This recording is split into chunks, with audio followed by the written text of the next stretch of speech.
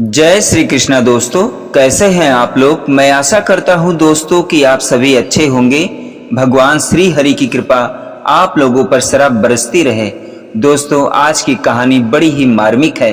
तो दोस्तों आइए आज की कहानी को बिना विलंब किए हम शुरू करते हैं। एक दिन जब उद्धव जी ने भगवान को दुखी देखा तो उनसे पूछा कि हे श्री कृष्ण, आप इतने दुखी क्यों हो। तब भगवान ने कहा, उद्धव, मुझे व्रत विसरता नहीं है। मुझे मैया, बाबा, गोपियां सबकी बहुत याद आती है।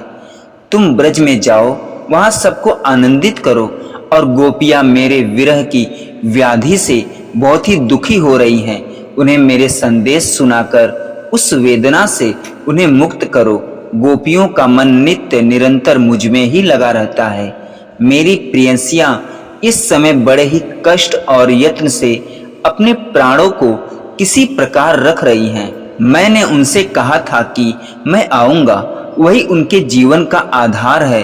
उद्धव, और तो क्या कहूँ, मैं ही उनकी आत्मा हूँ। वे नित्य मुझ में ही तन्मय रहती हैं। भगवान ने कहा, उद्धव, मेरी मैया से जाकर कहना, जब मैं सोकर उठता था तो आप सबसे पहले अपने हाथ से मेरा मुंह धुलवाया करती थी और माखन रोटी खाने को देती थी। यहाँ कोई मुझे माखन रोटी खाने को नहीं देता और ना ही मुझे खिलाता है। जल से मेरा मुंह भी नहीं धुलवाता। यहाँ तो मैं माखन मिश्री का नाम तक नहीं जानता। कोई मुझे गोपाल कहता है तो कोई कृष्ण, कोई गिरधारी, पर कनुआ कहकर मुझे कोई नहीं बुलाता। बाबा मुझे उंगली पकड़कर चलना सिखाते थे और जब मैं चलते चलते थक जाता था तो मुझे गोद में उठाकर हृदय से लगा लेते थे। गोपियां आती थी, उल्लाहने देती थी, पर मैया किसी की बात को चित्त पर नहीं लाती थी और कहती थी, एक मेरो लालो ही सच्चो है, सारी दुनिया झूठी है। और जब कभी नहाते समय मेरे सर का एक बाल फिर टूट कर गिर जाता था तो मेरी मैया बार बार कुल देवी को मनाती थी कि आज मेरे लल्ला को एक बाल टूट गया है, हे माता मेरे लल्ला की रक्षा करना। जब भगवान श्री कृष्ण ने यह बात कही तब उद्धव जी बड़े ही आदर से अपने स्वामी का संदेश लेकर रथ पर सवार हुए और नंदगांव के लिए चल पड़े। वे शाम ढलते ढलते ब्रज पहुंच गए। ब्रज की दशा बड़ी दयनीय है। श्याम बिन बैरन भई कुंजे, कोई सखी जल भरने यमुना तट पर नहीं जाती। गौवें आंखों से आंसू बहाती। जहां जहां श्री कृष्ण ने उन्हें दूहा था वहां जाकर सूंघती थी।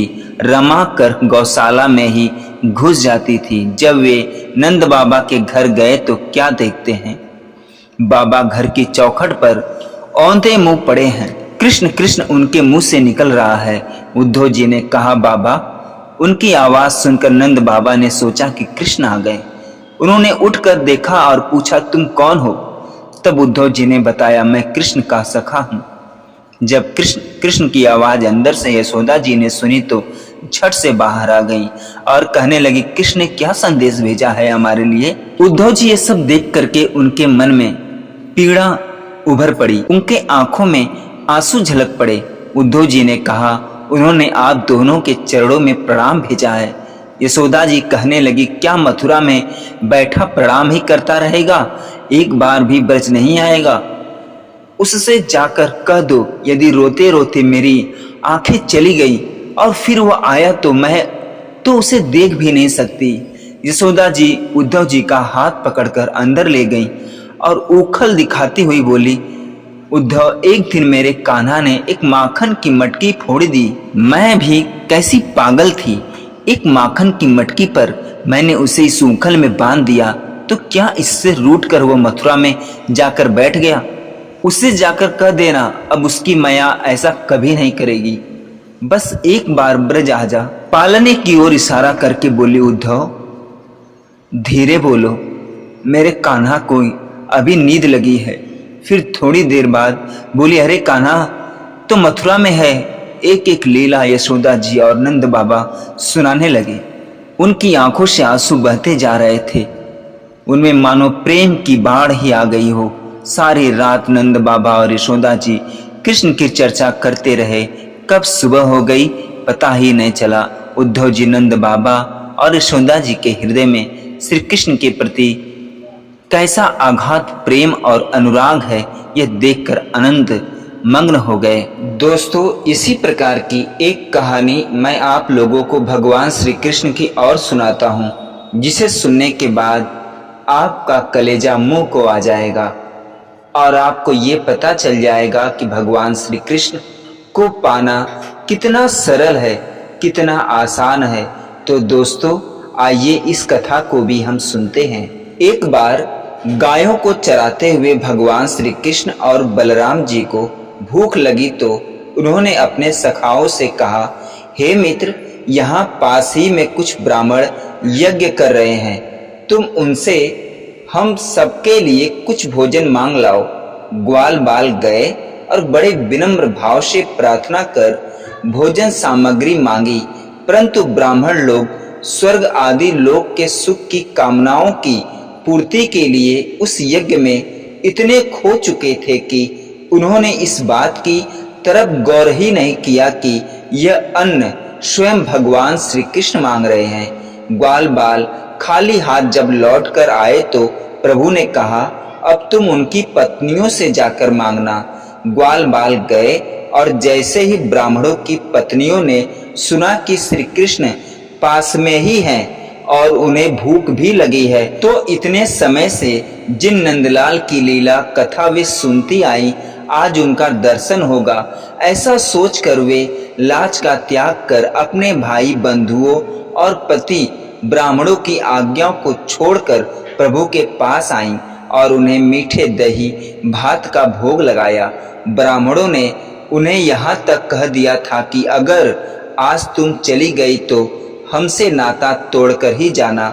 वे फिर भी गईं। ब्राह्मण की पत्नियों ने केवल भगवान की लीला कथा को सुना था, अभी दर्शन नहीं किया था, और उसी साधना के ही प्रभाव से देखिए आज प्रभु स्वयं उनसे भोजन मंगवाकर अपने दर्शन का आनंद देना चाहते हैं। धन है वो लोग जिनका जीवन ही प्रभु की कथा है। हमें भी प्रभु की कथा ही प्राप्त है, बस उसी को नित्य साधन समझ हमें उनके दर्शन को पाने में रत्न रहना चाहिए। भगवान श्री कृष्ण के सम्मुख आज ब्राह्मण पत्नियां हाथ में दही भात और चारों प्रकार के व्यंजन लिए खड़ी हैं। ग्वाल बालों के साथ जैसे ही उन्हें पेड़ की छांव में उस कृष्ण बलराम की युगल छवि का दर्शन हुआ तो एक क्षण तो मानो समय ही रुक गया। उनके मुख से अनाशय ही निकल पड़ा, प्रभु कितने सुंदर हैं, प्रभु कितने सुंदर हैं। प्रभु अपनी पूर्ण छटा के साथ उन्हें दर्शन दे रहे हैं, मानो आज उन स्त्रियों के जन्म जन्म की साधना सफल हो गई। भगवान ने उनका स्वागत कर उनका धन्यवाद किया और कहा, धन है आप जो हमारे अन्न की याचना स्वीकार की। सबका पेट भरने वाले ये बात बोल रहे हैं, देखिए उनकी लीला। और आपको मेरे दर्शन की लालसा थी, अब आप दर्शन कर चुकी हैं, इसलिए घर लौट जाइए। आपके पति ब्राह्मण देव आपके बिना यज्ञ पूरा नहीं कर सकते। यज्ञ पत्नियों ने कहा, प्रभु हम उनसे लड़कर सब बंधनों का त्याग करके आपके पास आई हैं, और एक बार जो आपको हो जाता है, जिसे आप एक बार स्वीकार कर लेते हैं, उसे संसार में दोबारा नहीं जाना पड़ता। प्रभु तो आप हमें ऐसी आज्ञा मत दीजिए। प्रभु बोले, जो मेरा हो जाता है, मैं जिसे स्वीकार कर लेता हूँ, उसे संसार के लोग चाह कर भी नहीं त्याग सकते।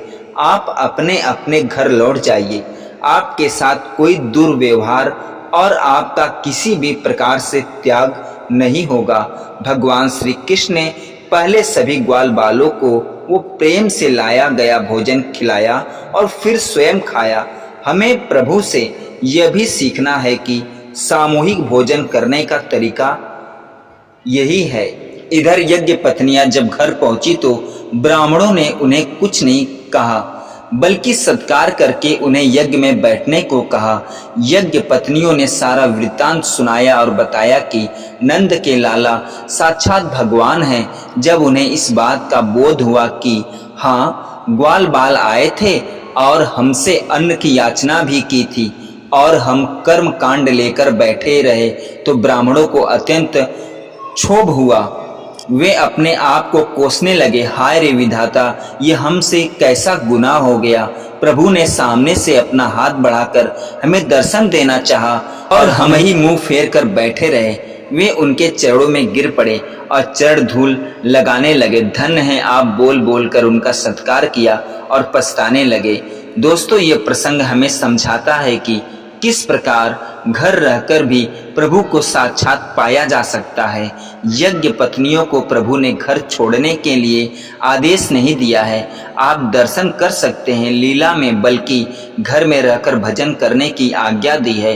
और यह जो ब्राह्मण पछता रहे हैं ना, यह हम जीव हैं जो प्रभु के दर्शन की दस्तक को पहचान नहीं पा रहे हैं, उनसे मुंह फेर कर बैठे हैं। उनके प्रति हर जगह हर अवस्था में संभव है, चाहिए तो केवल उनके लिए प्रेम, समर्पण और बरसती हुई अनवरत कृपा का अनुभव।